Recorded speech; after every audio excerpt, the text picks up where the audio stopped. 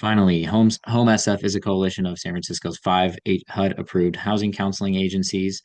We work with nonprofits such as Asian Inc., Balance, Meta, SFHDC, and the SF LGBT Center. So we're a coalition of the five HUD-approved nonprofit housing counseling agencies helping people with their housing needs across San Francisco. All right. Yeah, and Oh, go ahead. take it away, Nick. And Yeah, welcome. My name is Nick Kestner. I work for the SF Environment Department. And today we are talking about kicking gas to the curb, how electrification is the new recycling. But first, I want to quickly introduce the Environment Department. Our goal is to provide solutions that advance climate protection and simultaneously enhance the quality of life for all San Franciscans. And you will see that mission statement in action as we talk about the benefits of building electrification today, which is not only a great climate solution, but also an opportunity to improve the quality of life in our own homes. Speaking of emissions reductions, San Francisco has set itself the goal of reducing its climate emissions by 61% by the year 2030, all the way to net zero by 2040. And we have currently, as of 2022, which is the last available data, reduced our emissions 48%. So we are right on track to reach that 61% goal.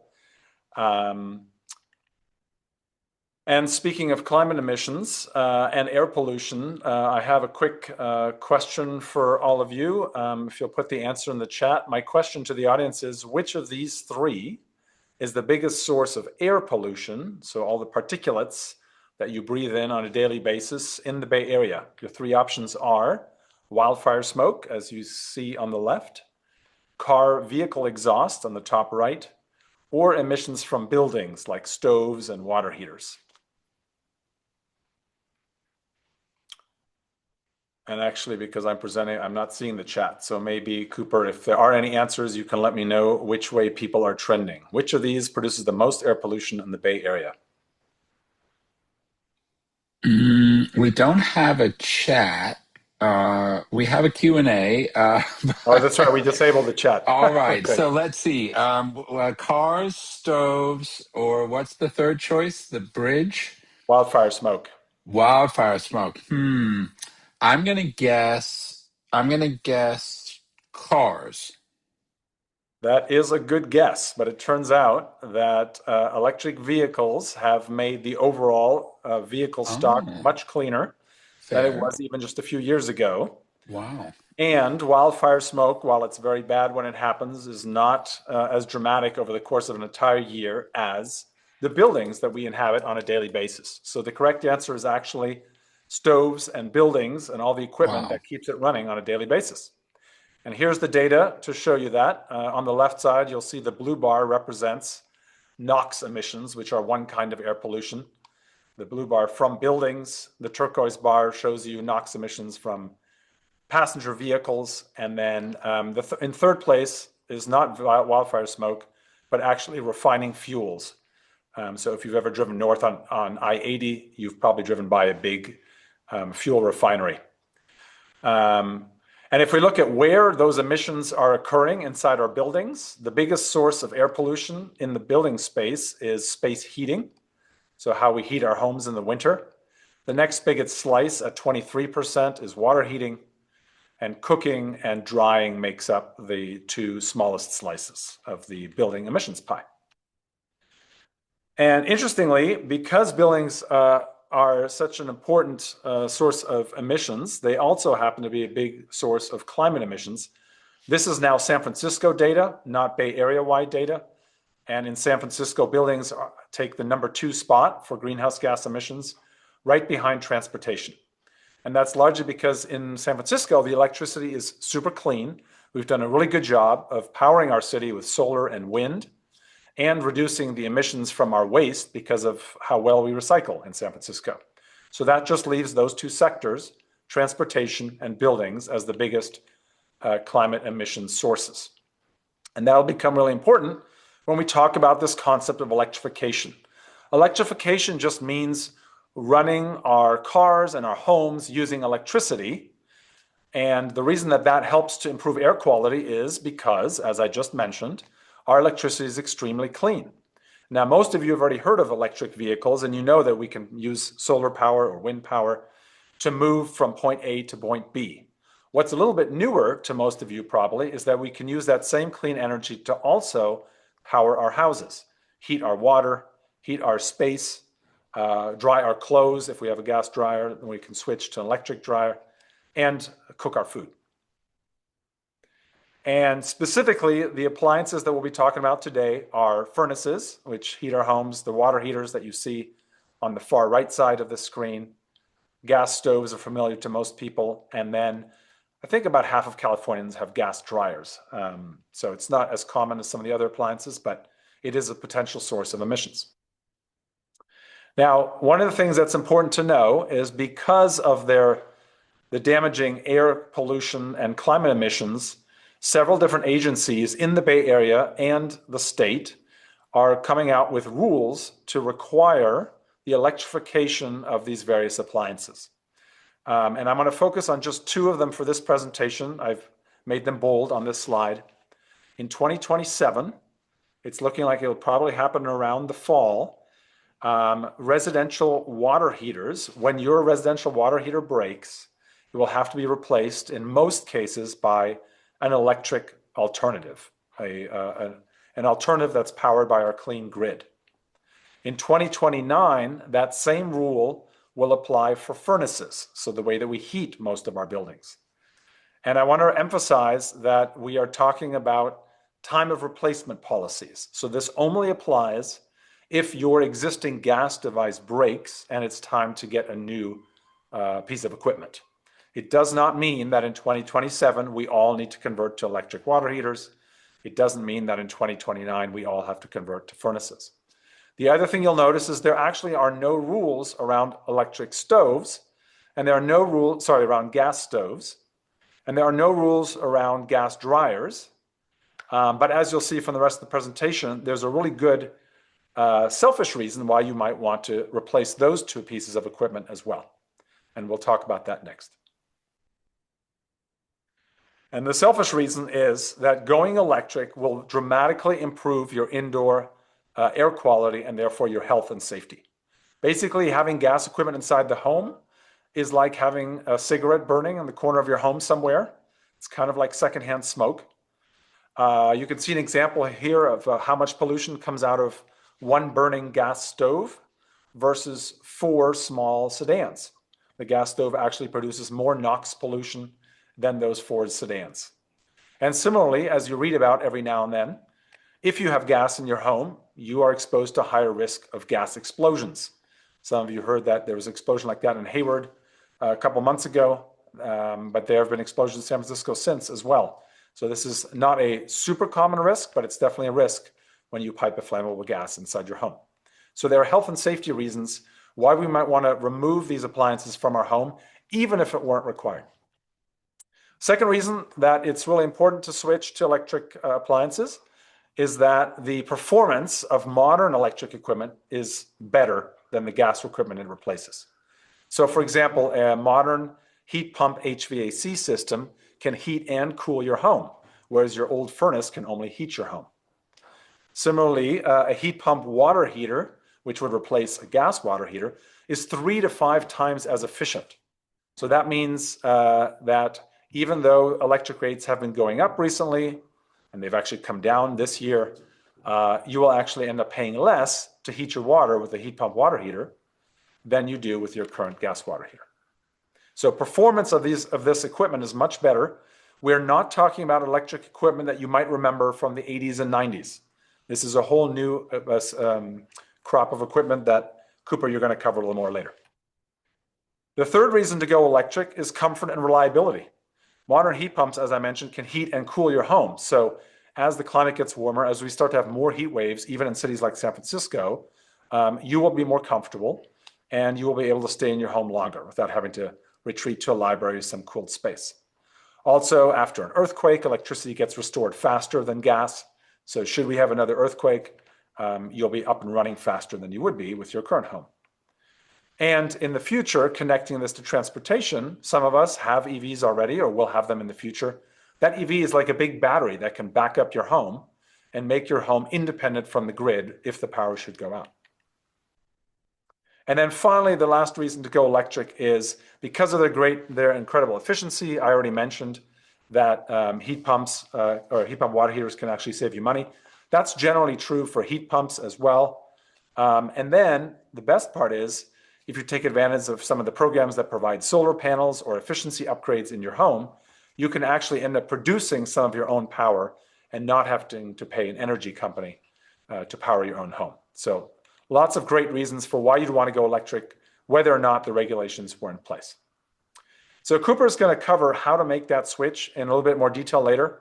I just wanted to tell you just in like high level terms what you should think about as we talk about electrification. And one of the most important pieces of advice we give everybody is to work with an expert to develop an electrification plan. You can do it on your own. There's some online tools, but there are also great experts in the city of San Francisco and the Bay Area as a whole that will help you make a plan. And the reason this is so important is that each one of our buildings is a little bit unique, and you want to be ready to go with a solution when your gas appliances break. If you don't look into electrification until they break, you might end up having to wait a couple days to get a contractor to find the right solution, to get the permit you need. But if you make a plan ahead of time, that plan can just be sitting on the shelf, ready to execute when the time comes. The other thing I want to share is that in this slide deck, we have links to incentives, financing, and contractors. So when you get the slide deck afterwards, you can click on those links on this slide and be taken to all three of those very quickly and easily. And then finally, I just want to mention that if you are not signed up yet for super green electricity, that's one way in which you can ensure that the power that comes to your home is as clean and green as it can be with solar and wind as a resource. Don't want to leave renters out, so some real quick tips for renters. The main opportunity you have to influence electrification decisions is through plug-in appliances like plug-in induction cooktops. You can also request an energy-saving toolkit. The link, again, is in this slide that helps you to reduce your gas and even your electric use, and that will lower your bill. You can also sign up for super green electricity, as I mentioned. And then depending on the relationship with your landlord, you can also encourage your landlord to take some of the steps on the previous page to help electrify your space and create a healthier environment for you and your family. Finally, I just want to highlight a couple of resources that are also available on the website, on our website, which I'll share at the very end. But it is possible to borrow an induction cooktop like this one for 2 weeks at no charge, just to see if this new technology, which is way better than old school electric stoves, is something that you could work with. There's also a green house call program that's run by Rising Sun. And as part of that program, you will actually get, or you can choose to get, a free induction stove. So if you like it, or if you want to cut to the chase, you can contact Rising Sun and get one of those stoves to reduce the pollution from your gas stove. There's also a bunch of other things that you get as part of this green house call. The stove is at the top right, but there's a bunch of other perks that are all free of charge to residents in the Bay Area. And in this slide deck, I've got a QR code that you can scan at your leisure afterwards. There's a third program called BayRen Ease, the Efficiency and Sustainable Energy Program.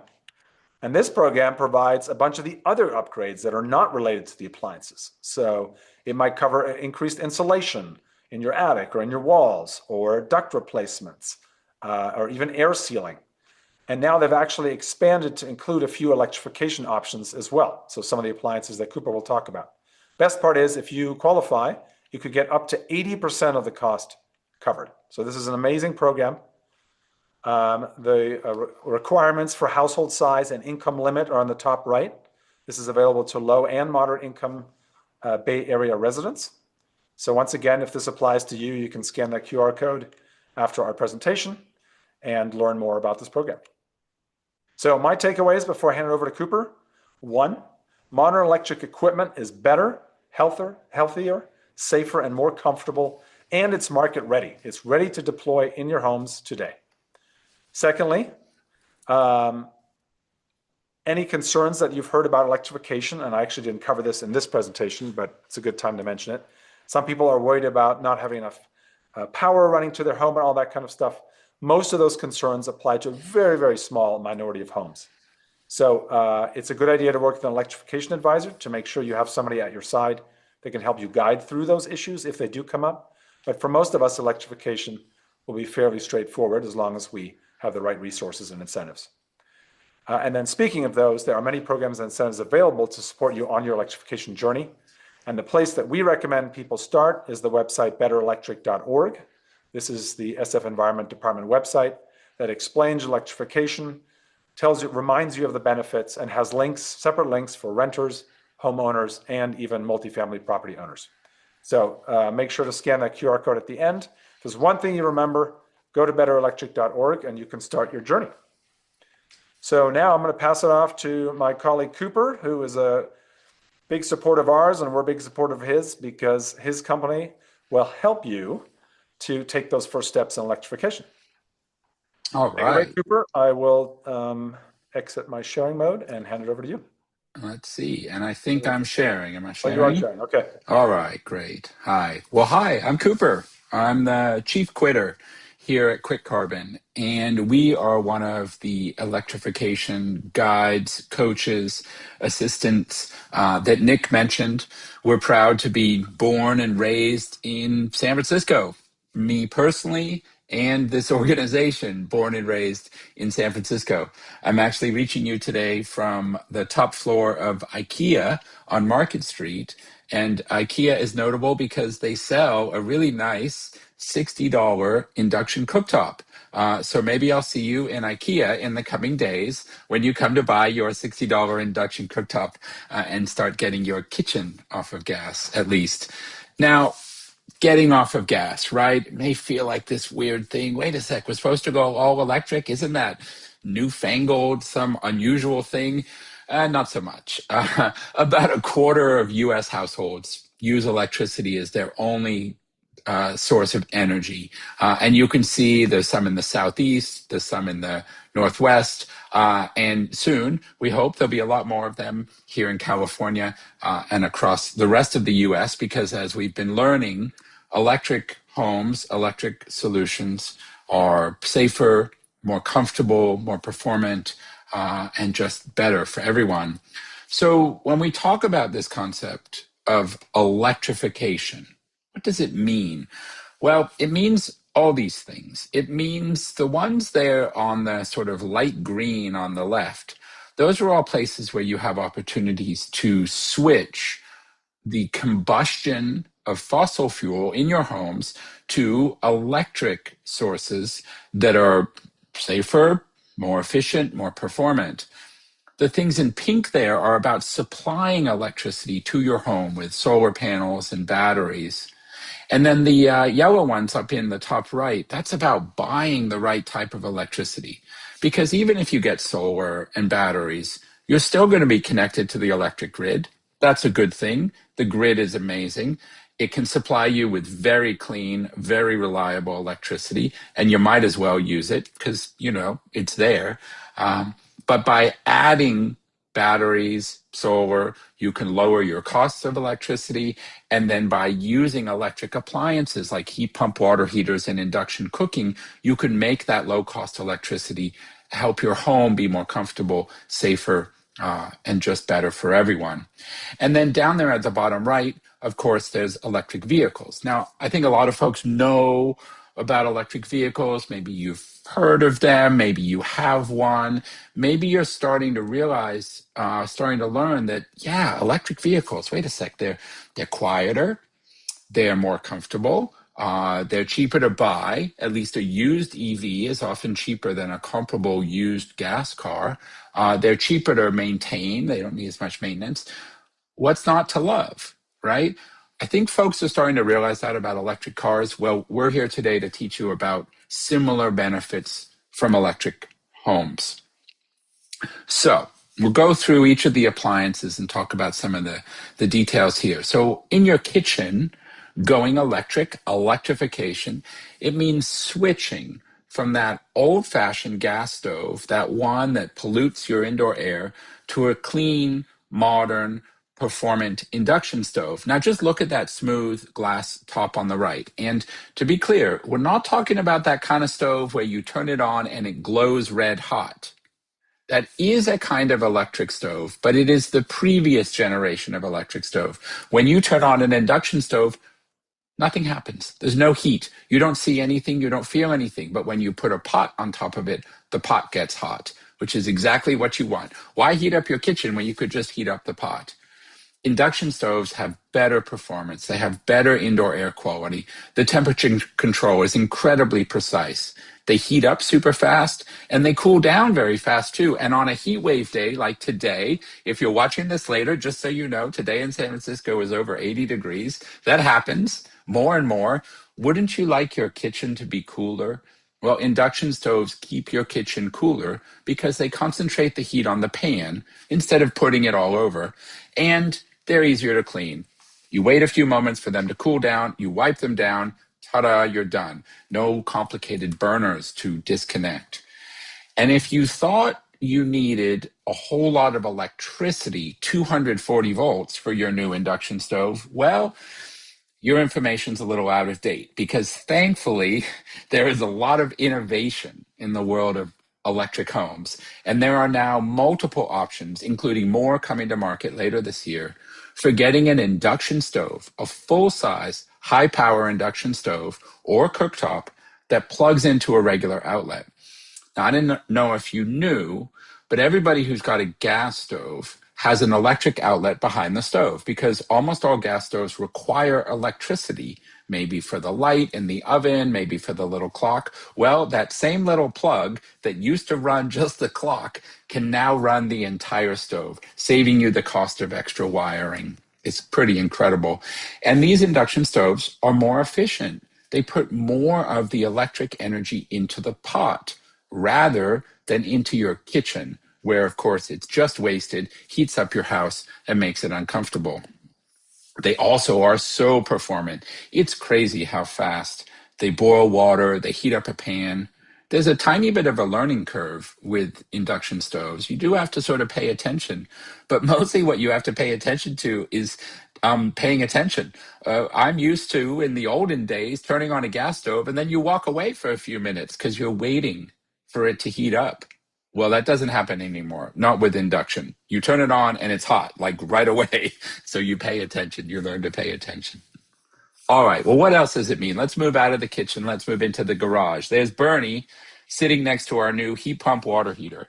Right, we're going to change our gas water heater to a heat pump water heater. Now, if you notice, they look really similar. Two big gray cylinders. It's true, they're pretty similar. They both have a big tank of hot water.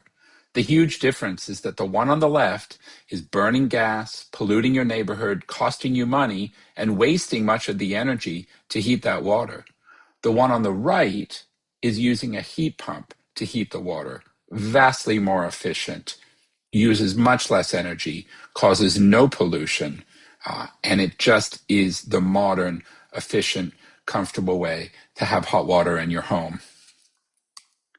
Now, like the stoves, they used to require a lot of electricity. You used to have to get a 240 volt circuit if you wanted to have a heat pump water heater. Not anymore. There's now multiple versions of these on the market, with more coming soon. I actually have one in my home. I live sort of on the Twin Peaks side of Noe Valley, just a few blocks from where I grew up. And we, year before last, got a 120 volt, 80-gallon heat pump water heater for me and my family of four. It's amazing. It uses the same outlet and less electrical power than the tea kettle that sits on my kitchen counter. And yet it heats all the water we need for showers and cooking and bathing and everything for a family of four. These are incredible machines. Now, there's also the opportunity to get a heat pump for heating and cooling your home. Whoops, hold on, I skipped one. There we go. To replace your gas furnace. You've seen the thing on the left, a big metal box, maybe in a closet in your house, maybe in your garage. I don't know, nobody in San Francisco has a basement, but if you did, it would be down there maybe. They burn gas. They put a lot of the heat right up the chimney, wasting it. They pollute your neighborhood. They cost you money. And they're often kind of loud. I don't know. In my house, sadly, I still have a gas furnace. We're getting ready to get a heat pump. When we turn it on, you can tell. It's really loud. It also is really hot. It makes the house hot, and then it turns off and the house gets cold. And then it turns on and the house gets hot. Nobody wants that. It doesn't have to be like that. With a heat pump, it runs low and slow, smoothly, quietly, circulating and filtering the air in your home, making the temperature consistent and comfortable. And of course, not burning any gas, not causing any pollution, using clean and safe electricity that is increasingly cheaper and that you could make at home with solar panels if you wanted to.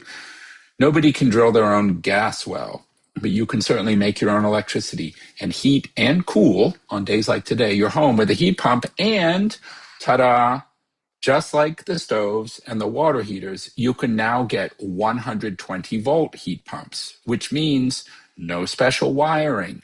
Here in San Francisco and in many places, lots of homes don't have a lot of electricity, right? They're kind of short on it. You might look at your main electrical panel, it's got 60 amps or 100 amps. And a lot of electricians will tell you, oh, no, you need a lot more electricity to get a heat pump. Well, their information might be a little out of date. The state-of-the-art approaches are these 120-volt heat pumps that can heat and cool your home with no special wiring. They plug right in. Now, electrification means more than just these appliances. You can get a washer dryer that plugs right in, an all-in-one combo unit. Think about your washer dryer in your house today. Maybe it's two big machines taking up two big chunks of space in your compact San Francisco home. You could just go to one machine. It washes and dries all in the same drum, and it plugs into a regular outlet and uses no gas. This is state of the art. Down there in the lower right, that's an electric fireplace. It looks beautiful, produces some heat, burns nothing. Quite incredible.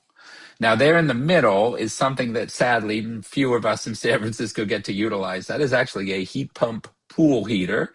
If you're lucky enough to have a pool, you're hopefully lucky enough to have a heat pump pool heater. And of course, there on the upper right, that's an EV charger, electric vehicle charger. You could have one in your garage. Sometime soon, you could maybe even get one on your sidewalk in front of your house, and you can fuel your transportation with electricity, not just fueling your home. Oh, I touched on this, sorry, these 120-volt heat pump washers and dryers. Lots of options today, and they're a great way to save space, save energy, and also have less hassle. You know, I was doing some laundry at home the other day. I forgot that I put it in the washer, and the next morning I came to get it like, crap, it's still wet. Well, when you use one of these machines, it washes and dries it all at once. There's no forgetting. You come back and look, clean, dry clothes. Pretty incredible. Now, we often get asked here at Quick Carbon, we're a clean energy coach. We help people navigate these choices. We often get asked about solar and batteries. And solar and batteries are a really great choice for electric homes or homes that are going electric. Solar electricity is predictably cheap. When you buy a solar panel, it's as if you're buying your electricity for 25 years rather than renting it at some uncertain future price.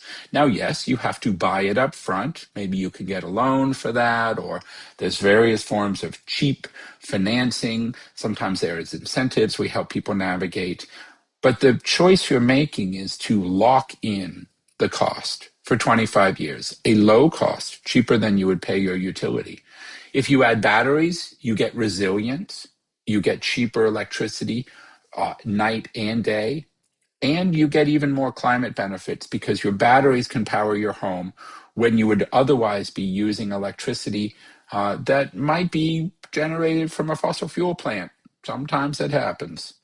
Now, the more electric appliances you get, like heat pumps and induction stoves and EV charging, the more you get and everyone gets from your investment in solar. So we think solar is a great idea. But solar is not the same thing as moving your home off of gas. So we saw a chart like this earlier, and that blue slice, about a third, is the combustion of natural gas, fossil gas, methane, in homes and buildings in San Francisco. Now, imagine if every single one of those homes got solar and batteries. Think about that blue slice. Would it change at all? It wouldn't. It wouldn't change in the least because we would have lots of solar and battery supplied electricity, and we would also still have a lot of gas appliances burning gas. Getting solar doesn't reduce your gas consumption or combustion or pollution or health hazards or wasted money. Getting solar does reduce your cost of electricity.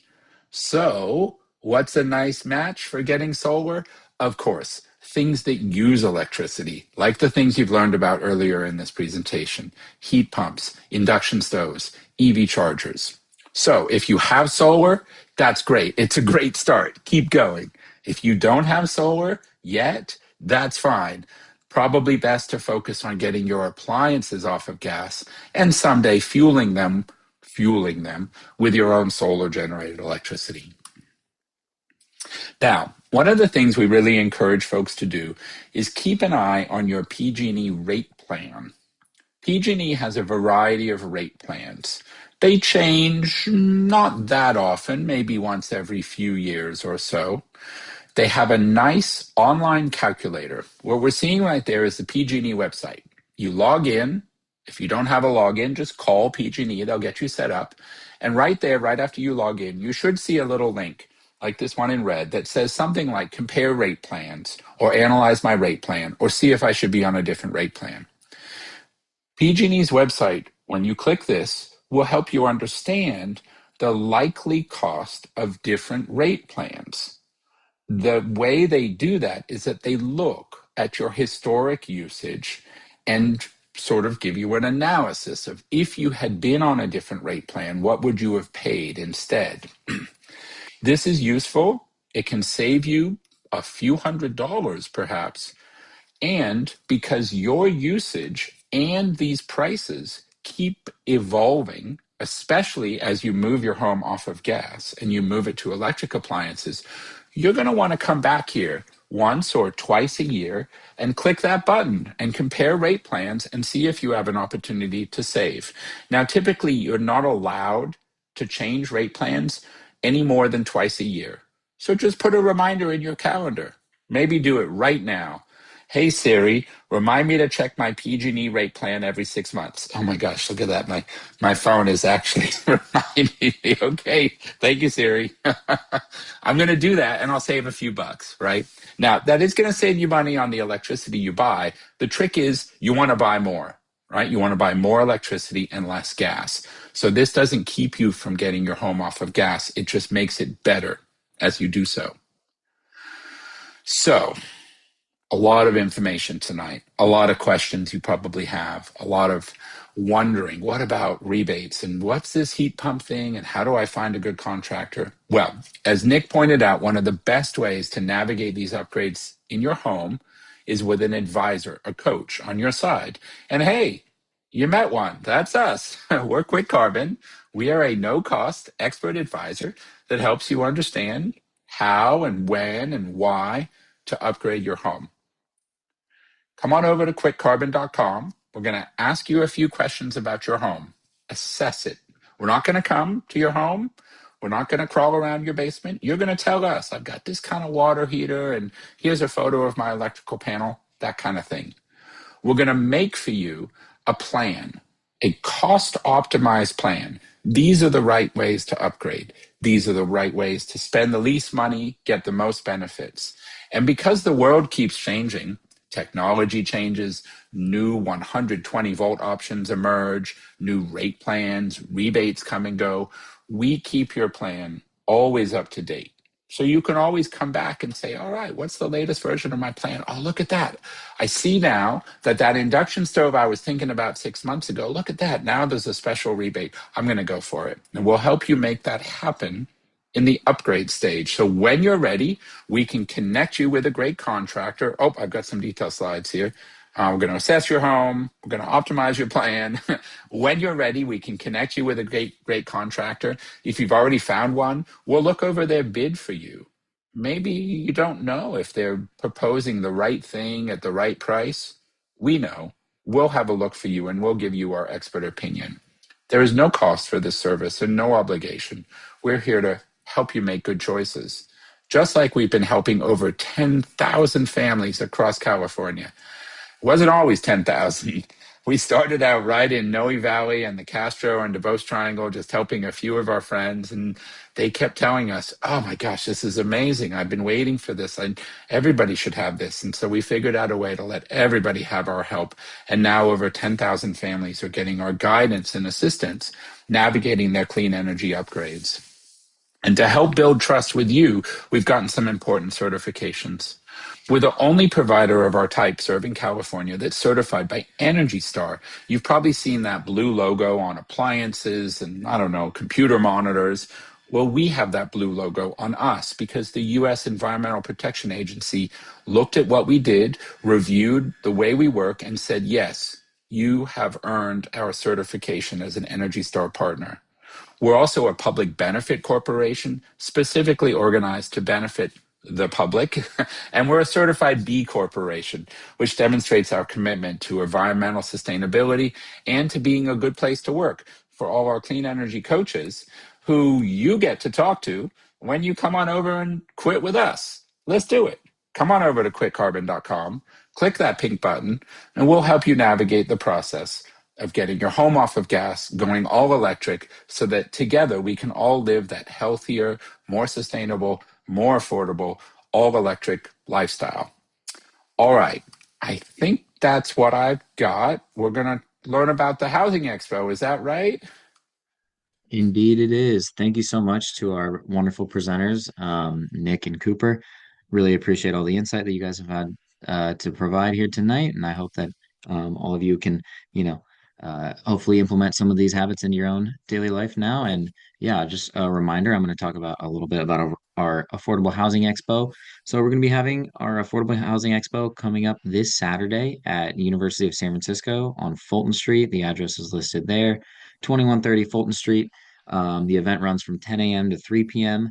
For all of your housing needs, we got housing information, industry experts, some individual support, some workshops going on. And if you'd like to register, go ahead and just scan that QR code down there. And we hope to see you there.